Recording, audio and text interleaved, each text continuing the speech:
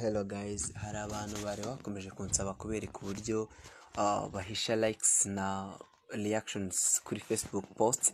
Nagira ngo mbibereke muri step nkeya zonyine kuri app yose wakoresha, yaba ari Facebook Lite cyangwa se waba ukoresha Facebook app cyangwa ubundi buryo bwose winjiye muri Facebook.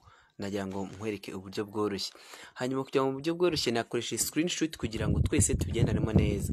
Hanyuma umuryango murabona nkigera muri ntuze yanjye hari urabanza ufungure ujye muri settings, ngira ngo kuko mubona nayakoresheje settings. Nyuma mvuye numara kujya muri settings ujye muri search menu wandikemo reaction. Ukibona reaction arako option ya mbere guha ni reaction preferences, urakanda muri reaction preferences ana ko niyo iyi ngiyi iya mbere. Hanyuma nurangiza uhite urabona hano ngo on your post, sivyo urana ahangaha urabonye noneho ugiye guhisha namba ya likes kuri post zawe. Ubundi ubikore neza. Murakoze, please wibuke gufollowinga.